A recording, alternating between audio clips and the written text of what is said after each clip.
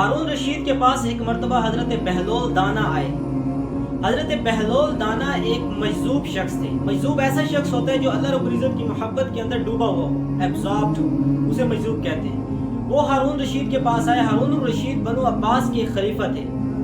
تو ہارون رشید کے پاس ایک چھڑی تھی، ایک سٹک تھی، وہ اسے مار کے ایسے کہنے لگے کہ اے بہلول، اگر دنیا میں تجھے خود سے بڑا بے وقوف مل جائے تو یہ چھڑی اسے دے دینا۔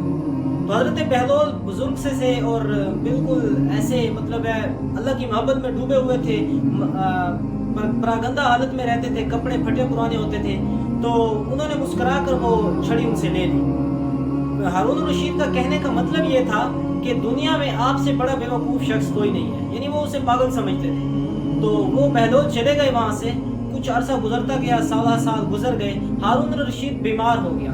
جب وہ بستر مرگ پر تھا، یعنی مرنے کے قریب تھا، تو بہلول اس کی عیادت کے لیے آئے رحمہ اللہ۔ جب اس کی عیادت کے لیے پہنچے تو اس سے حال احوال معلوم کیا، تو اس نے کہا کہ اب تو بس آخرت کے سفر کی تیاری ہے، یعنی اب میں مرنے والا ہوں، مرنے کے قریب ہوں۔ وہ چھڑی بہلول اپنے ساتھ لیے ہوئے تھے۔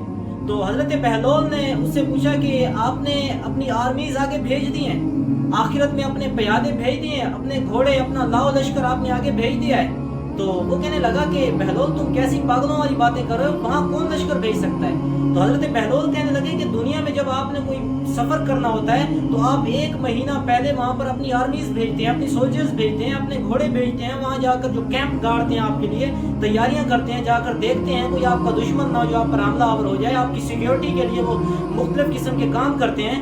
تو ہارون رشید یہ بات سن کر رونے لگے اور کہنے لگے کہ میں نے جو ہے نا، بہلول تو ٹھیک کہہ رہا ہے کہ میں نے وہاں پر جو کوئی لاؤ لشکر نہیں بھیجا۔ اس کا کہنے کا مطلب یہ تھا کہ آخرت کے لیے تو نے کوئی اعمال بھیجے ہیں جو اتنے بڑے سفر پہ جا رہے ہو۔ تو پھر وہ رونے لگا اور کہنے لگا میں نے تو آخرت کی کوئی تیاری نہیں کی ہے۔ تو حضرت بہلول نے وہ چھڑی اس کے ہاتھوں میں تھما دی اور کہنے لگے کہ میں تو پوری دنیا میں پھرا، مجھے خود سے بڑا بے وقوف کوئی نہیں ملا، لیکن مجھے خود سے بڑے بے وقوف آپ ملے ہیں جو اتنے بڑے سفر پہ جا رہے ہیں کہ جہاں کوئی سلسلہ ختم نہیں ہوگا، ثم لا يموت فيها ولا يحيى، جہاں نہ موت ہوگی، کبھی موت نہیں آئے گی جہاں پر۔ تو اتنے بڑے سفر پہ جا رہے ہو، دنیا کے چھوٹے سے 2-4 دن کے سفر پہ جب جاتے ہو تو 1 ماہ پہلے تیاریاں شروع کر دیتے ہو، اتنے بڑے سفر پر جا رہے ہو تو کوئی تیاری نہیں ہے۔ یہ چھڑی میں تمہیں تھماتا ہوں، یہ تمہیں دیتا ہوں کہ مجھ سے بڑے بے وقوف شخص تو تم ہو کہ جو اتنے بڑے سفر پر جا رہے ہو، تیاری نہیں ہے۔ تو اللہ کے نبی نے بھی یہی بات فرمائی ہے، الکیس من دان نفسہ وعمل لما بعد الموت، کہ عقل مند وہ ہے جو اپنے نفس کو کنٹرول کرے،